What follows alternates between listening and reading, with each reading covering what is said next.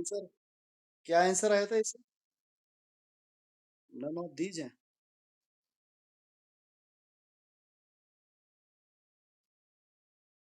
Okay, तो ये questions दिया हुआ था ना फिलहाल, ये क्वेश्चन था कि नहीं था? हम्म, पहले ही सवाल था मुझे लगता। तो फिलहाल जो हमारे पास आंसर है वो S1 - S2/100 है।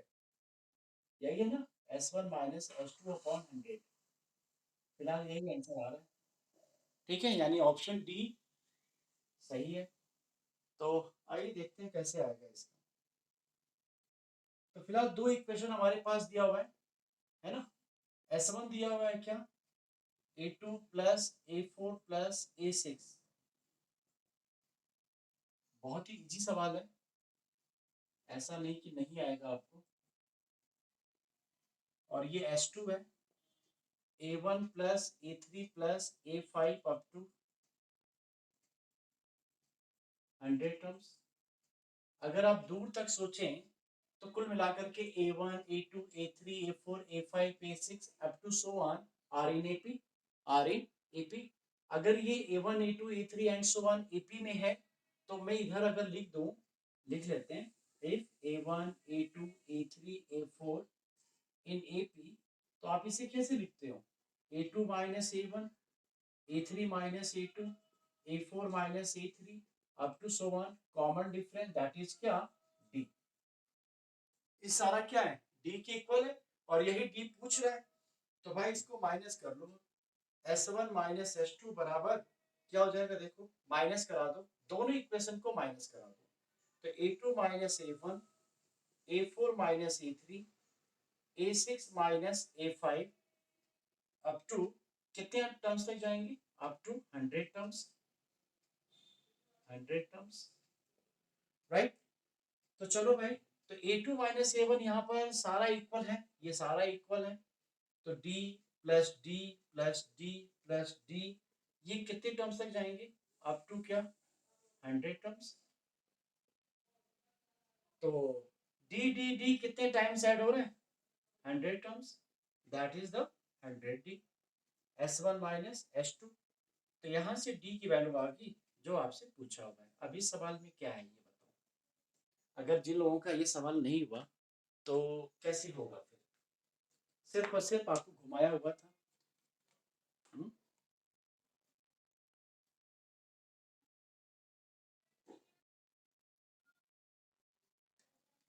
तो चलो ठीक है, देख लो सोल्यूशन कितना इजी है।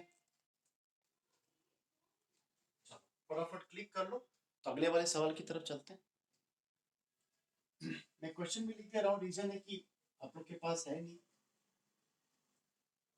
तो कल मुझे पता चला कि टेस्ट है तो मैंने वो पेपर मंगवा लिए थे। चलो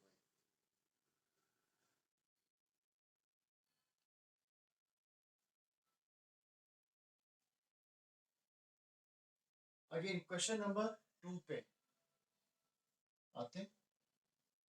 कह रहा है if Sn denotes the sum of first n terms, first n terms of an AP,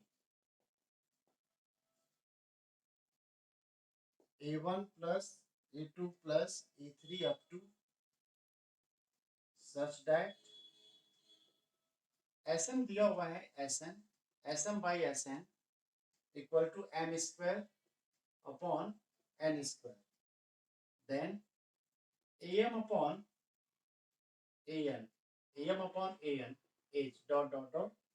option में दिया हुआ है m-1 is to n-1, B option है m-n, m+n, सी ऑप्शन है 2m-1 is to 2n-1, D m+1 is to n+1। तो ये भी सवाल बहुत इजी है, मॉडरेट भी नहीं है, इजी इजी। तो कितने लोग का सही है जरा कोई किसी का आंसर अगर सही पता है तो बता दो, क्या आया आंसर? एनीवन? क्या आंसर आएगा इसका? चलो अच्छा ट्राई करते हैं। फर्स्ट टर्म दिया हुआ है ना, first N terms S N denote किया हुआ है, और इन्होंने S M is to ratio S N ले लिया हुआ है this।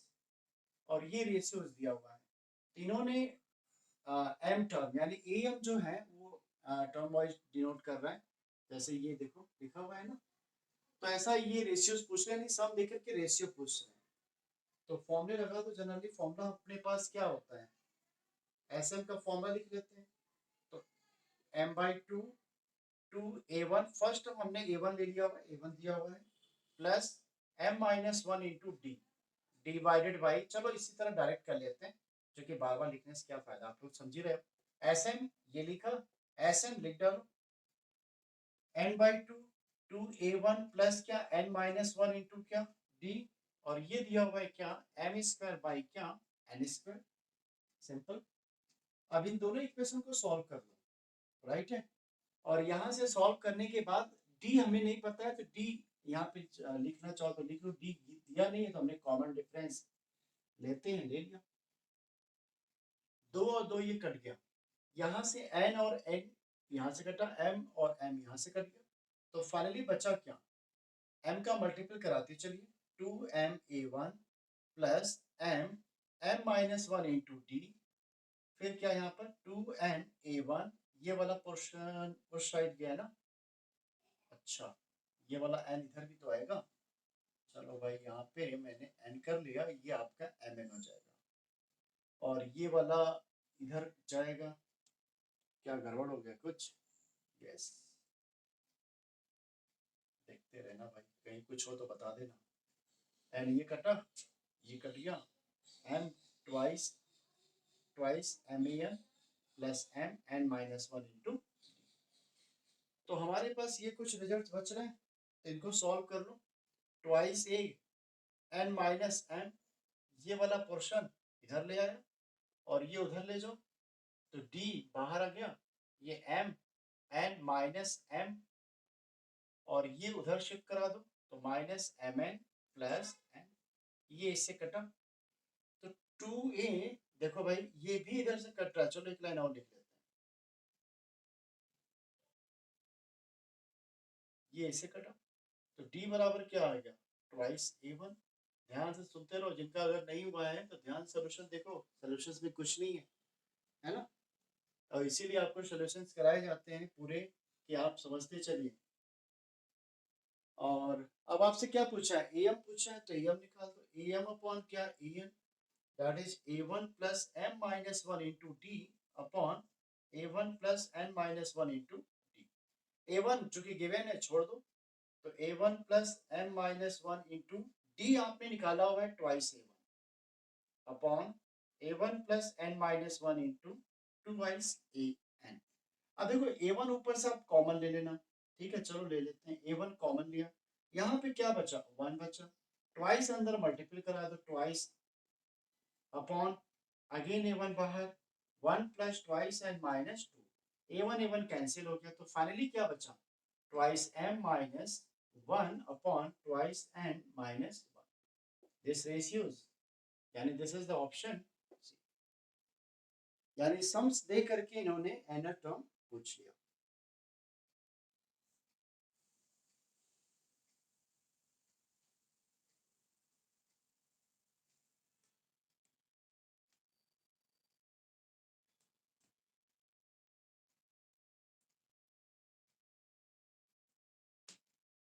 अच्छा, एक एक सवाल आज हम लोग डिस्कशन कर देंगे, वैसे भी आगे बढ़ना नहीं है अभी, तो डिस्कशन ही कर लिया जाए एक एक सवाल, नहीं फिर छोड़ देते हैं, कुछ के इजी इजी सवाल छोड़ देते हैं, बट सभी कर लेंगे अभी। क्वेश्चन नंबर 3 पर आते हैं, इन्होंने पूछा हुआ है what is the sum of numbers lying between 107 and 253 and 253 which are divisible by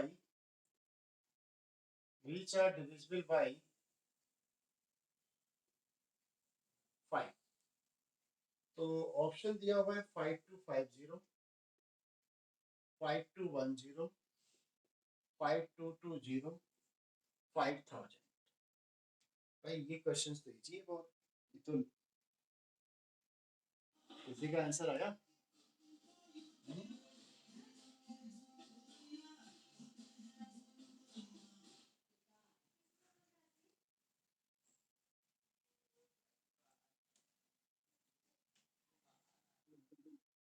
5250, 5220। चलो देख लो क्या करना होगा। तो नंबर्स लाई बिटवीन कौन कौन से नंबर होंगे। देखो इसमें तो ढेर सारी हमने आपको प्रॉपर्टीज बताई है, तब उसमें नहीं जाएंगे, शॉर्ट में भी करने की कोशिश करो।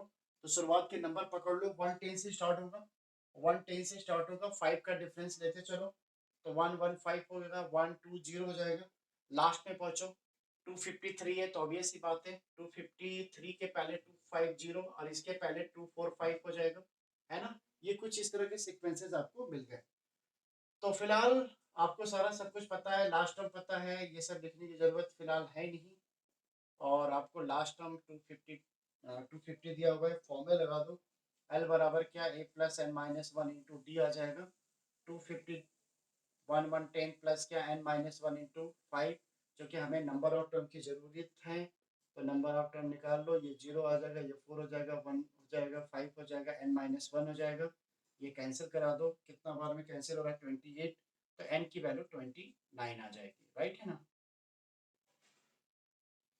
तो ये आपका कुछ इस तरह के सॉल्यूशंस बन रहे हैं। तो क्या पूछ रहे हैं, सम पूछ रहे हैं, सम निकाल लो। S formula n/2 first term plus क्या लास्ट टर्म, तो 29/2 आ गया, फर्स्ट टर्म 110 आ गया और लास्ट टर्म 250 आ गया। इनको भाई सॉल्व कर लो, तो 29/2 आ जाएगा, ये 0 आ जाएगा, 6 आ जाएगा, 3 आ जाएगा, 18 आ जाएगा, 180। आई हो, ये 0 आ रहा है, 2 आ रहा है ना, यही आंसर आ रहा है बस। तो 5 2 कंफर्म करने के लिए पूरा मल्टीप्लाई कर देना, मैं ऐसे सॉर्ट किया, 8 9 जो 72 होता है, तो 2 आ रहा है, उसी के हिसाब से देख लिया। चलो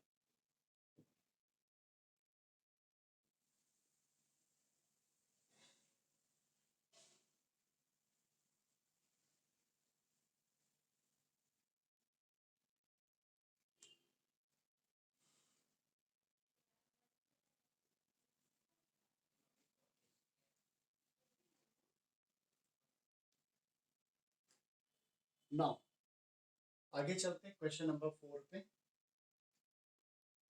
let Sn denotes let Sn denote the sum of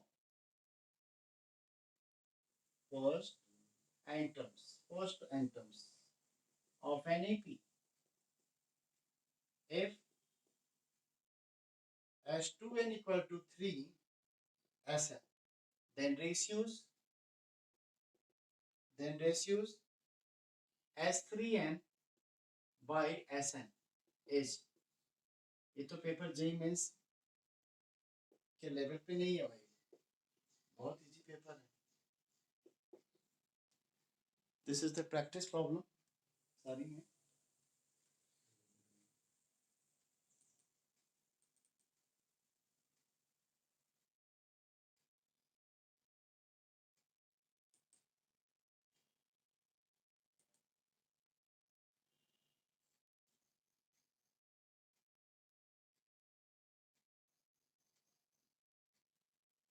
चलो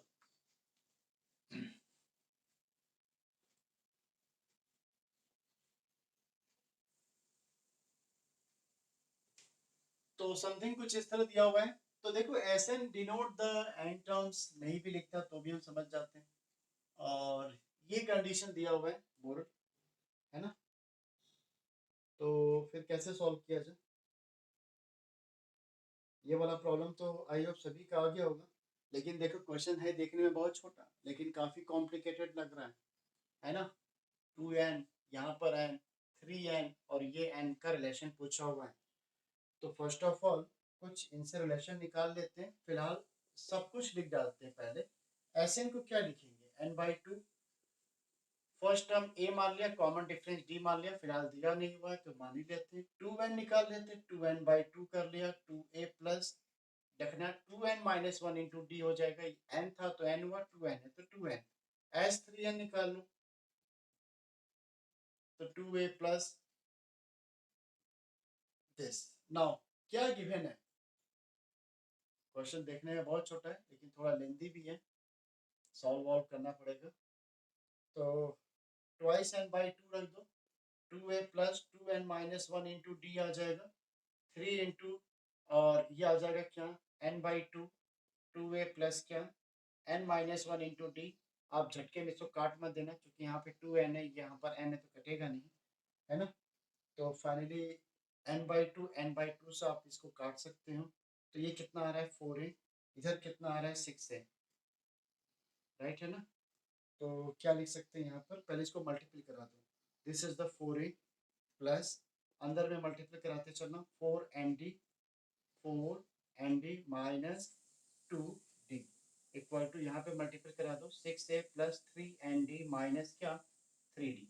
ऐसा आ गया, जो जो कट रहा है उसको काट दो, ठीक है। तो यहाँ पे देखो ये क्या बच रहा है 4nd और दिस, इसको इधर लाओ, 3d को इधर लाएंगे तो माइनस होकर के 1d बचेगा, ये वाला इधर लाएंगे तो माइनस होकर प्लस nd बचेगा, और ये वाला उधर ले जाएंगे तो 6a है तो ये 2a हो जाएगा।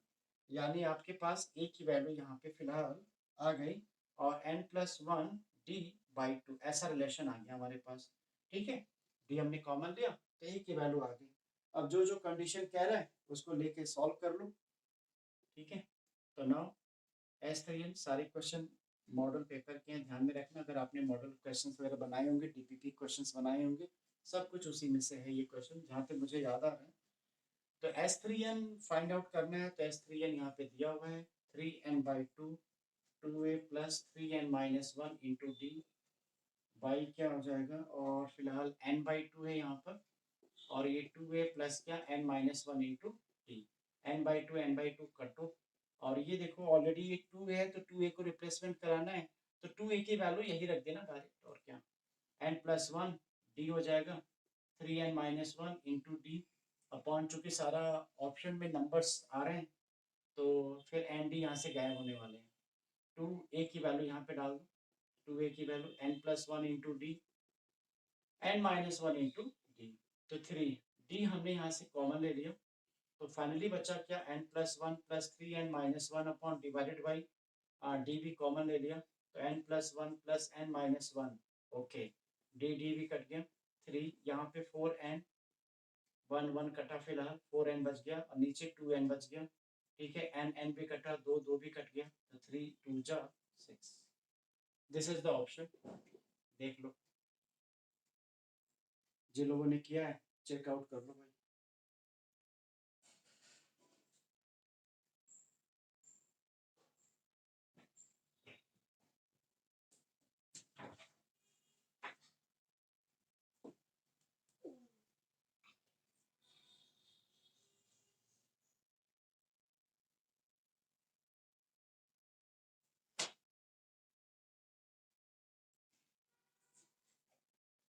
चलो आगे चलते हैं, आगे वाले सवाल पे।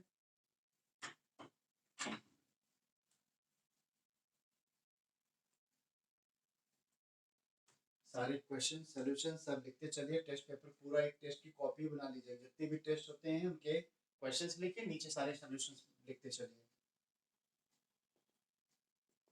If S1 S2 S3 denotes respectively, ऐसा इन्होंने बोला हुआ है, the sum of first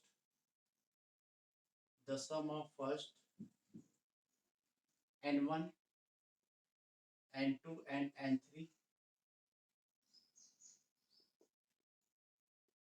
terms of an AP, then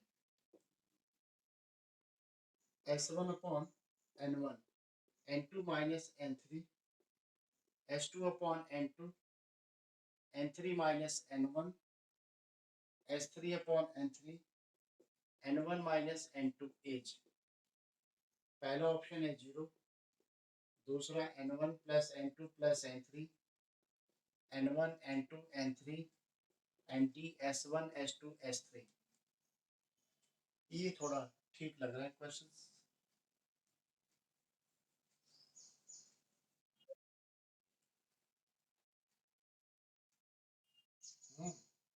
वैसे भी जनरली इस टाइप के क्वेश्चंस में 99% रहते हैं ऑप्शन जीरो आने के, है ना।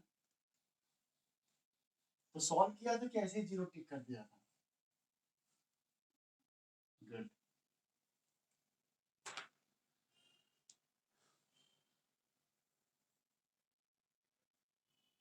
तो फर्स्ट ऑप्शन है जीरो आ रहा है।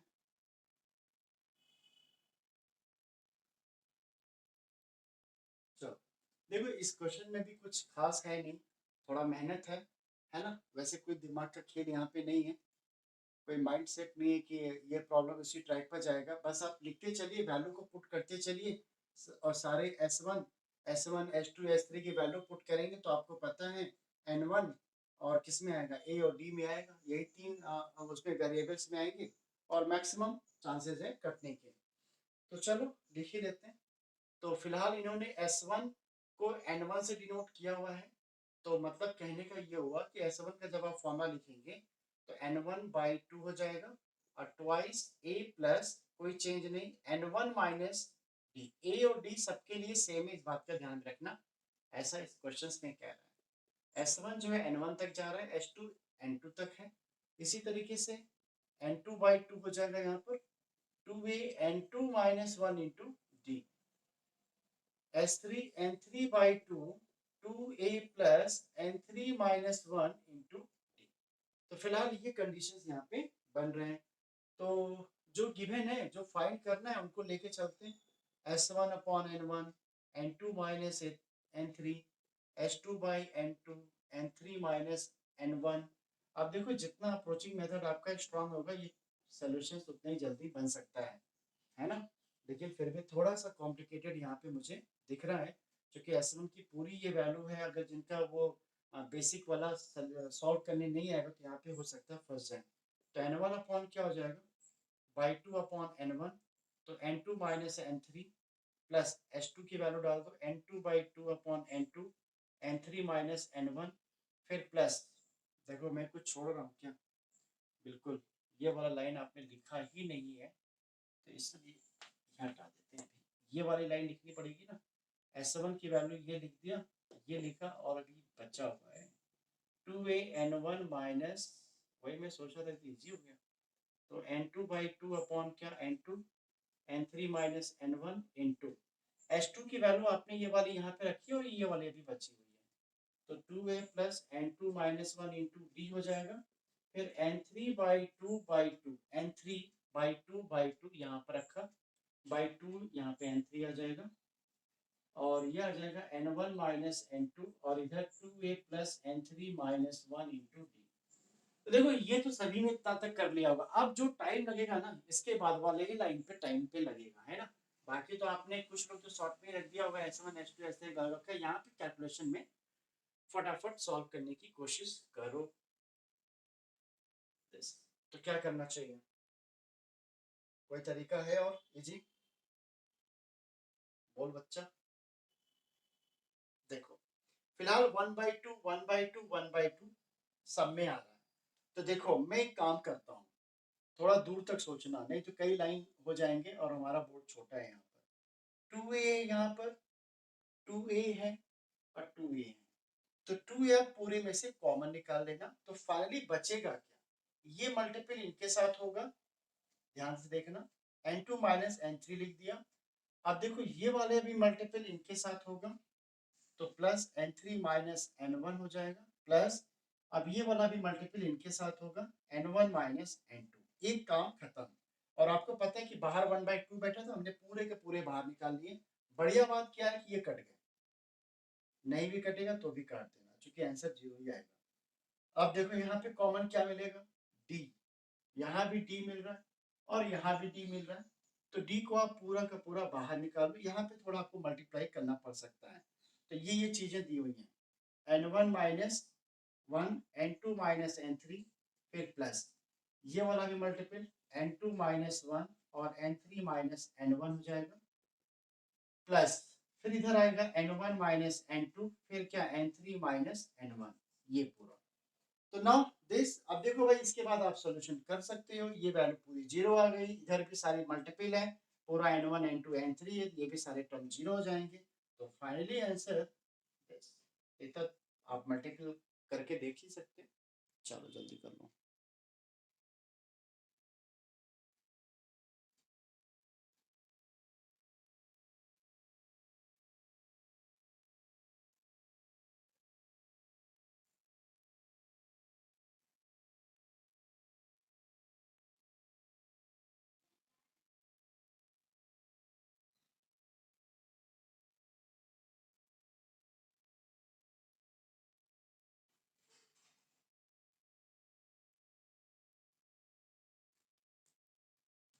चलो अगले वाले सवाल की तरफ चलते हैं।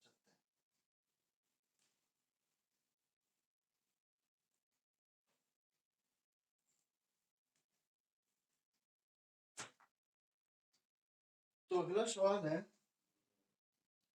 बहुत घूमता फिरता वाला ये क्वेश्चन है, मैक्सिमम जगह मिल जाएगा, लेकिन थोड़ा कॉन्सेप्ट है यहाँ पर। np n by 2 n minus 1 into q, where Sn denotes the sum of Sn denote the sum of first n terms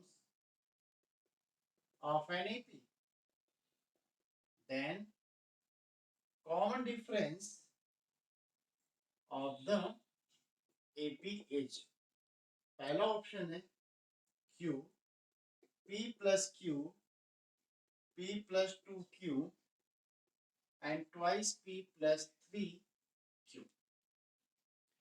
तो एनीवन किसी ने सॉल्व किया?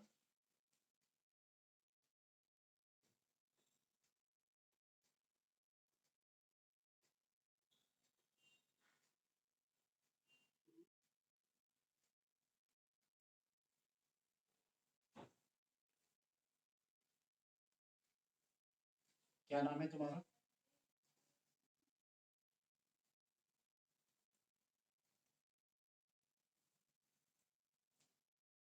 कितना नंबर आया? कितना? 158। मैथ में कितना स्कोर किया? कितना सही किया?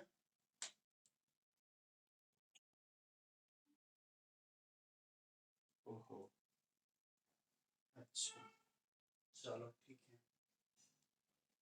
देखो, हाँ भाई फर्स्ट ऑप्शन सही है। तो चलो देख लेते हैं क्या कहना चाह रहे हैं।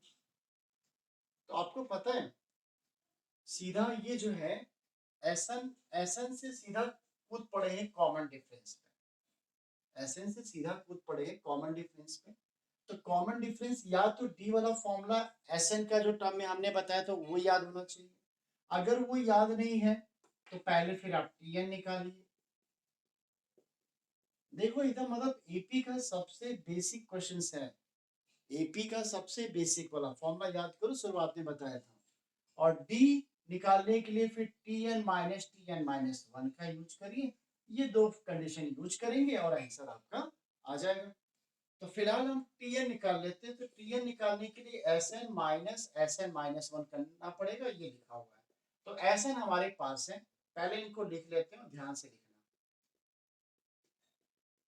ऐसा लिख दिया आपने, बीच में माइनस। अब सुनो, एन था तो एन एन हुआ, अब हमें एन माइनस वन लिखना है, तो जहां जहां एन है वहां पर एन माइनस वन लिख डालो। बी केयरफुल होके थोड़ा, नहीं तो गलत हो जाएगा। एन के स्थान पर एन माइनस वन रखेंगे तो ये एन माइनस टू आ जाएगा, और ये बाहर में क्यू, ऐसा बचा। भाई अब इनको सॉल्व कर लो। सॉल्व कैसे करना है? पी वाले को एक साथ ले लेना भाई, जैसे बैक में किया था, पी एक साथ। देख यहाँ क्या बचेगा, एन बचा माइनस एन ब्रैकेट के अंदर प्लस हो जाएगा। अब देखो और क्या कॉमन मिल रहा है, क्यू बाई टू कॉमन ले लो। अच्छा एन माइनस वन भी कॉमन मिल रहा है, चलो क्यू हो गया कॉमन। n-1 n-1 भी कॉमन मिल रहा है, थोड़ा इजी हो जाएगा ना, और बाई 2 भी मिल रहा है। तो फाइनली बचा क्या, यहाँ पर क्या बचा देख, n बच गया, n-1 q/2 q n-1/2, यानी सिर्फ यहाँ पर n बचा, बीच में माइनस है, n-1/2 बाहर जा चुका है, सिर्फ ये बच गया n+2, n यहाँ से कटा, दो दो भी कट गया, n इधर कटा, देखो कितना इजी है, यहाँ तो पूरा कट गया, मुझे लगता है ये कितना बचा, 0 हो गया क्या, ये नहीं 0 नहीं हुआ ना, ये n कटा, ये तो खत्म हो गया, दो एक बचा, तो this is the Qn-1 and ये आया Tn। अब आपको D निकालना है, तो Tn-1, तो T ये दिया हुआ है n-1, तो जहां n है वहां पे n-2 डाल दो, P से T कट गया, Q बाहर निकाल लो, तो n-1 माइनस, देखो भाई Q बाहर जा चुका है, माइनस हुआ n प्लस क्या 2, n और n cancel, 2 - 1 this is Q। अब क्या चाहिए यार, इतना मतलब इतना इजी, देख रहे हो।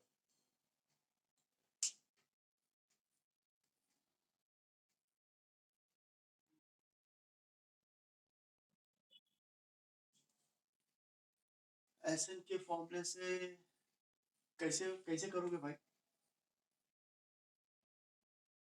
हाँ हाँ बिल्कुल बिल्कुल बिल्कुल कर सकते हैं,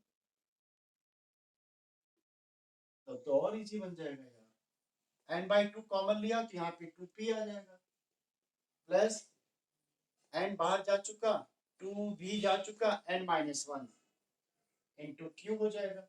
अब इसको कंपेयर करा दो अपने ओरिजिनल वाले फॉर्मूले से, 2a प्लस n-1 इंटू क्या d। तो अब देखो बाकी तो सब सेम है, आपसे कॉमन डिफरेंस पूछा है, तो d यहाँ पर क्या हो जाएगा, q हो जाएगा, डायरेक्ट आंसर इस तरह भी आ जाएगा। ये थोड़ा बेसिक चीज है, इसको भी आप समझ लो। चलो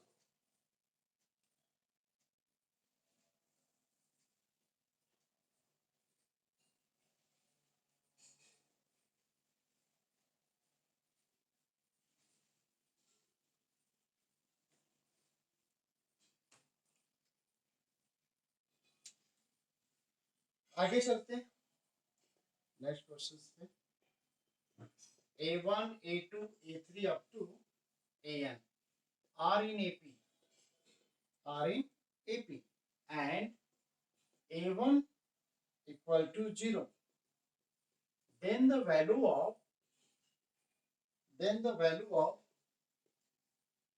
A3 by A2, A4 by A3, A4 upon AN-1, AN दिया हुआ है, और फिर minus A2 1 upon A2 1 upon A3 1 upon AN-2 is पहला option n plus 1 by n, दूसरा n plus 1 upon n-1, तीसरा n-1 plus 1 upon n-1, और D option है n-2 plus 1 upon n-2। This is the answer. चलो बताओ क्या answer आ रहा है इसका, किसी ने सॉल्व किया।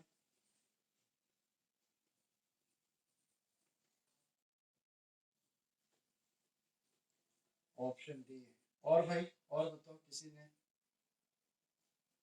डी ऑप्शन क्या परफेक्ट है, तुम लोग को तो आंसर पता हो गया होगा ना। ओके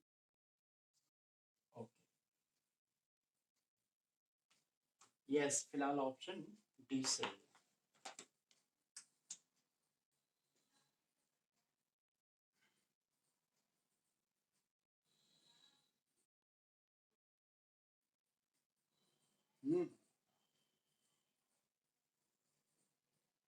चलो नहीं हुआ तो देखने में भी लग रहा है कि क्या करना चाहिए इसमें।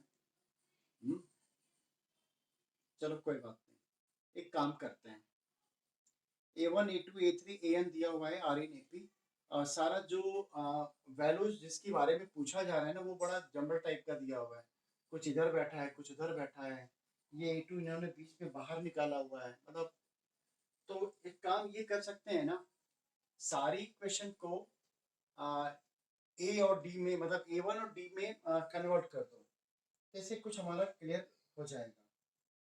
ठीक है, A1 देखो नहीं दिया हुआ है, चलो ट्राई करते हैं। तो देखो फिलहाल जो आपका कंडीशन दिया हुआ है और इन्होंने ये रखा हुआ है क्या, A1 इक्वल टू 0, ये पहली बार ऐसा केस मिला है जिसमें फर्स्ट टर्म 0 दिया हुआ है। देख रहे हो ना, ये कंफर्म है ना, फर्स्ट टर्म 0 ही तो लिखा है। क्यों कि ए कि A1 फिलहाल क्वेश्चन में A1 भी नहीं दिया हुआ है, इसलिए मैंने पूछा, और कहीं भी डिवीजन वगैरह में भी नहीं हुआ है, तो इसी से A1 इक्वल टू 0 दिया हुआ है। चलो आखिर क्यों क्यों दिया हुआ है ये भी समझ लेते हैं। तो फिलहाल अगर आप एक काम करो, A2 माइनस A1 लिख दो, A3 माइनस A2 लिख दो, A4 माइनस A3, आगे बढ़ते चलेंगे तो ये D आ जाएगा। तो A2 को क्या लिख सकते हैं, A2 को क्या लिख सकते हैं, A1 प्लस D। अच्छा, A3 को क्या लिख सकते हैं, A1 प्लस 2D। ध्यान समझ में आ रही बात, A2 प्लस D लिखेंगे तो A2 की वैल्यू दिस। अब A4 क्या लिखेंगे, A1 प्लस 3D। समझ पा रहे हो, A1 प्लस A5 का 4D। कहाँ तक जाना है, जहां तक जाना है वहां तक चले जाओ। AM देखो एक एक कम हो रहा है, तो A1 plus n minus 1 into D. अब ये लॉजिक समझ में आया। इसका मतलब A1 इसलिए 0 दिया हुआ है कि आपको सिर्फ D मिल जाए। देखो, जिसने ये सोचा होगा, वेरी गुड। और कुछ है भी नहीं, अगर आप थोड़ा ओपन माइंड होकर सोचे होते तो मे भी क्वेश्चन बन जाता। अब देखो कितना मजा आएगा। अभी A3 की वैल्यू क्या आ गई, 2D। वैल्यू को पुट करते चलो, देखो कितना इजी वे में कैंसिल होगा। 3D 4 है, एक कम कर दो, 3 है, एक कम करो, dot dot dot n minus 1 D upon n minus 2 D। एक काम हो गया।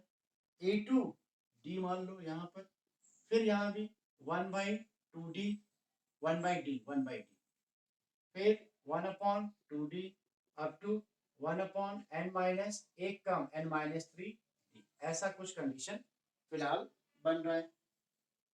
तो D तो देखो भाई अब कैंसिल होने वाले हैं, D तो अब सब में से कैंसिल होने वाला है। यहाँ पर सारा कैंसिल हो गया, D कॉमन लेके फिलहाल यहाँ पे 2 प्लस 3 प्लस 3/2 बच रहा है ना भाई, 3/2। अच्छा एक टर्म और लिख दें क्या, तो क्या बचेगा, 4/3 है ना, up to n minus 1 upon क्या, n माइनस 2। ये ऐसा बचा। फिर उधर 1 प्लस 1/2, 1/3 बचा होगा, और 1/n-3 ये बच गया। अब इसके बाद क्या करना है, इसके बाद ही तो मेन है यार। हुँ?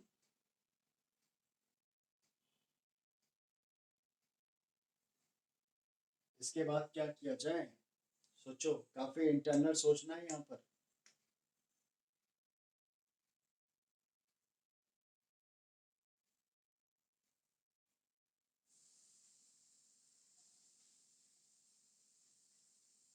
यहाँ पर कुछ अगर हम डायरेक्ट भी कर लेते हैं ना तो कुछ भी नहीं मिल रहा है यहाँ पर। यानी इस सीरीज को दो पार्ट पे ब्रेक करो, फिर ये हमें समझ में आ रहा है। ये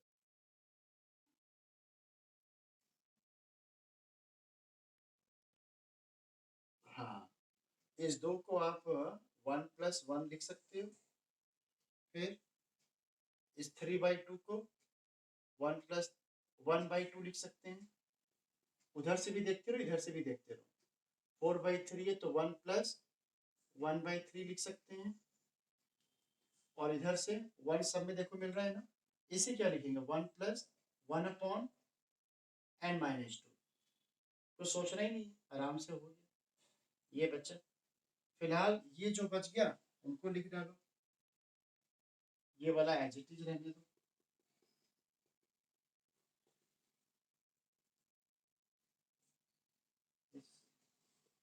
तो 1 1 1 1।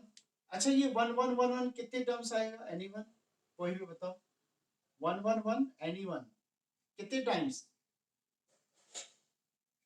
टाइम्स आया होगा? n-2 times. अगर इतना भी अगर आपने सोच लिया ना तो ऑप्शन डी पे जा सकते हैं।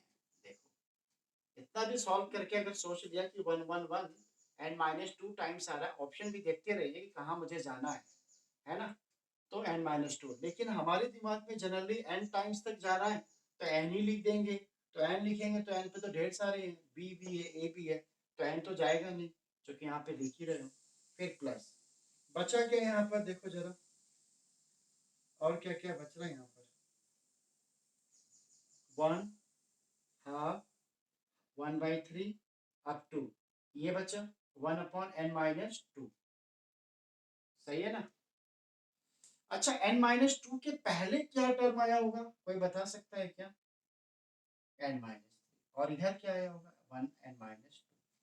फिर minus 1 plus 1/2 1/3 up to 1/n-3।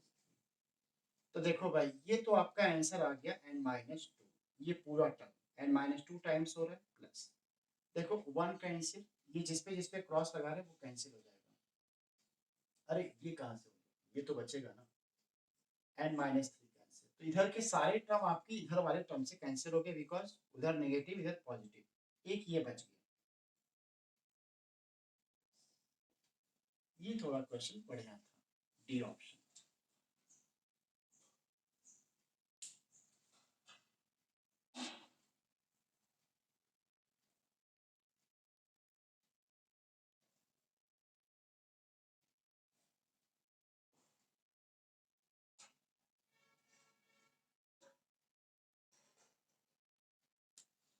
चलो मुझे लगता है कि कल भी इस पे लेते हैं क्वेश्चन, ठीक है? टाइम हो गया है यार, केमिस्ट्री वाले सर काफी टाइम ले लेते हैं।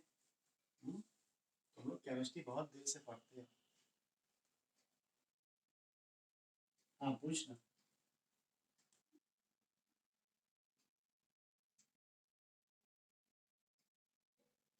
क्या क्या किया था मतलब?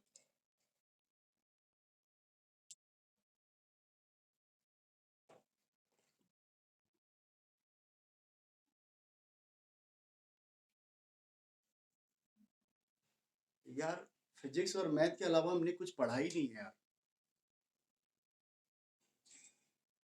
मैं सही बता मैं फिजिक्स और मैथ के अलावा हफ्ते में एक दो दिन टाइम निकाल, लेकिन मेरी बात मत करो आप लोग, अब भाई सिचुएशन अलग है, क्योंकि उस समय उतना मोटिवेशन टाइप के टीचर्स नहीं थे कि ये पढ़ लो वो पढ़ लो, तो उस टाइम में ऐसा नहीं था। और लिमिटेड बुक्स थी, लिमिटेड लिमिटेड भी नहीं थे समझाने वाले, क्योंकि किसी को पता ही नहीं था। एक स्कूल कॉलेज था उसी में जाते थे, और टीचर से अगर कभी पूछ दिया कि सर ये वाला प्रॉब्लम, तो वो जानते ही थे। तो पहले डांटना कि पहले किताब का पढ़ो, फिर आईआईटी वगैरह का बाद में पढ़ना। तो हम लोग की जो कॉम्प्रिहेंसिव बुक आती थी ना, तो वो बुक्स के लास्ट में फिजिक्स के सारे क्वेश्चंस दिए रहते थे, मतलब पूरा 2-3 साल का पेपर जो है वो दिया रहता था। तो जैसे मैकेनिक्स पढ़ लिया, सर आप कौन से आईआईटी से? बेटा आईआईटी कानपुर है मेरा, आईआईटी कानपुर है, 94, बहुत टाइम हो गया। तो कुछ भी नहीं था, कोई कोचिंग वोचिंग नहीं थी। अभी उस टाइम में जो कोचिंग थी, तो अभी शायद कोटा वोटा में अब बहुत आउटडेटेड हो गई है। बंसल बंसल था उस टाइम में भी, मतलब लॉन्चिंग में था ऐसे समझ लो, लेकिन इतना कुछ था नहीं। तो एक वाईजी फाइल आती थी ब्रिलियंट ट्यूटोरियल्स की, लेकिन वो भी बंद हो गई है। 2014-15 के आसपास बंद हुई थी वाईजी फाइल, लेकिन वाईजी फाइल सुपर्ब था।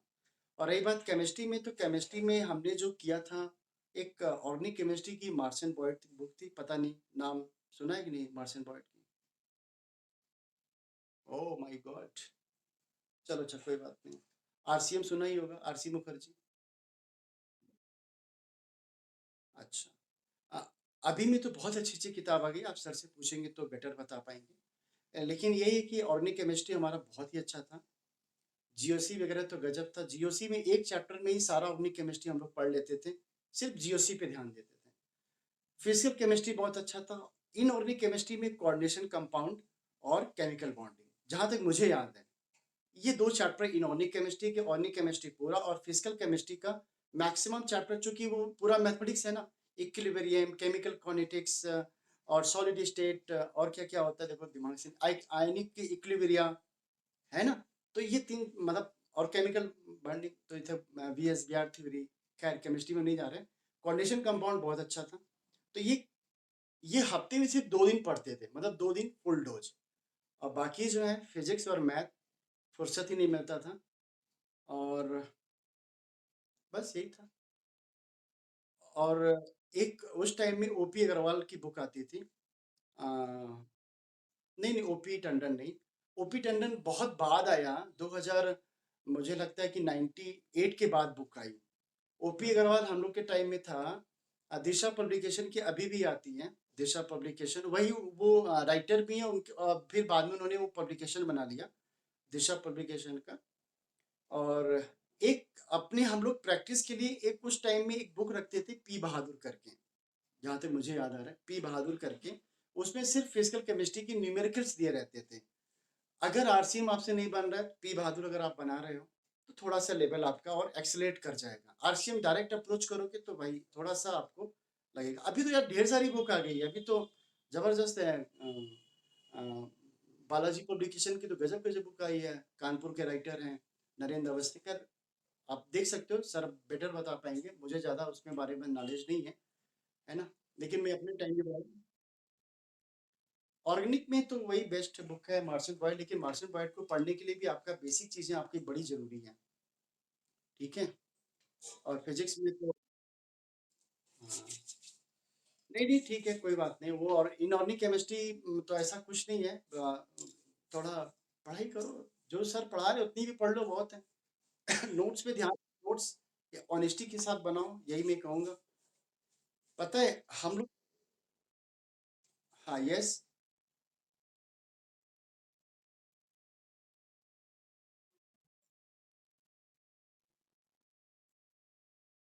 हाँ और कौन रहेगा, और कौन रहेगा भाई, और कोई है क्या?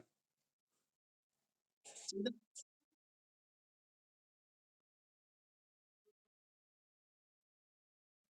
सारा अरेंजमेंट हो रहा है, सारा अरेंजमेंट हो रहा है, आप चिंता मत करो, आप बस अपनी पढ़ाई पे फोकस करो। सब कुछ जो भी प्रॉब्लम आएगा ना, जब हम लोग ऑफलाइन में मिलेंगे ना, तो शायद ही कोई बच्चा डाउट पूछने आए, ये भी है, ये भी सुन लो। लास्ट ईयर भी यही हुआ था सर, डाउट डाउट डाउट, लेकिन जहाँ 2-3 दिन 4 दिन बीता, सब डाउट ही खत्म हो गया, डाउट खुद डाउट बन गया, है ना? तो ऐसा कुछ नहीं है, डाउट में हम लोग रहेंगे, डाउट सेशन में भी रहेंगे, क्लास में भी रहेंगे, जैसे मन करे वैसे पूछ लो, कोई टेंशन नहीं रहेगा। बशर्ते आप अपना अपना जो फोकस है, और उस समय अभी तो हम ज़्यादा समझा नहीं पाते क्योंकि क्लास लिमिटेड रहता है, वहाँ पे मोटिवेशन भी होगा, ज़बरदस्त मोटिवेशन होगा, और मज़ा भी आएगा।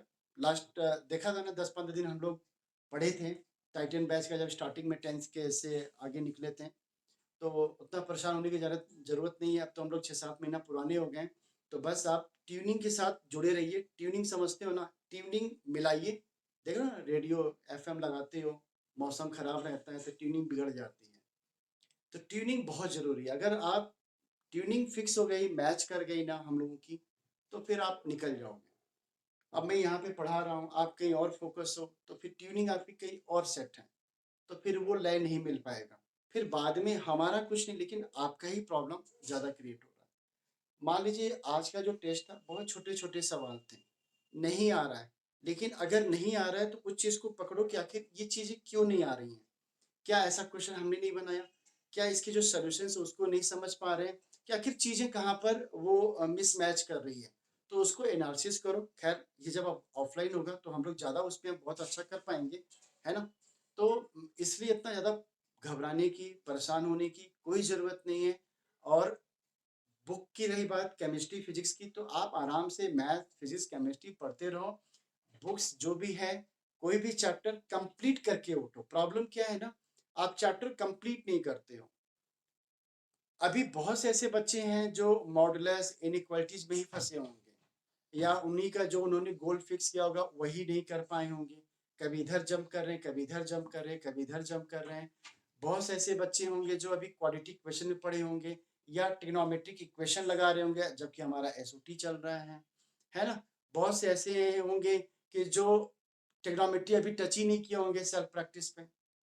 अब हम इस कोऑर्डिनेट ज्योमेट्री पढ़ाएंगे तो ट्रिग्नोमेट्री लेके बैठेंगे, तो वो चीजें नहीं होनी चाहिए। आप पैरेलल में चलो, आप ना पैरेलल में लेके जब चलोगे तो चीजें आपकी सॉर्ट आउट हो जाएंगी। आप पीछे पीछे चलते हो, एकदम पीछे चले जाते हो, तो फिर आप प्रैक्टिस ही नहीं कर पाते हो। चलो बेटा, नेक्स्ट क्लास का आप शायद टाइम है, क्या कह रहे हो? हाँ, सही है ना।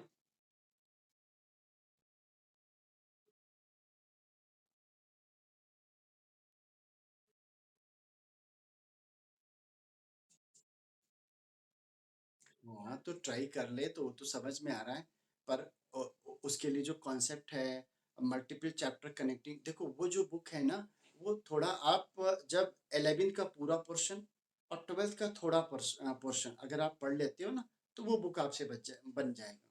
लेकिन अगर आप सोचो कि नहीं, हम सिर्फ प्रोग्रेशन बना करके वो चैप्टर हिट कर लें, तो पॉसिबल नहीं है, क्योंकि एक क्वेश्चन में 3-4 चैप्टर इन्वॉल्व हैं, तो फिर क्वेश्चन डिफिकल्ट जाएगा।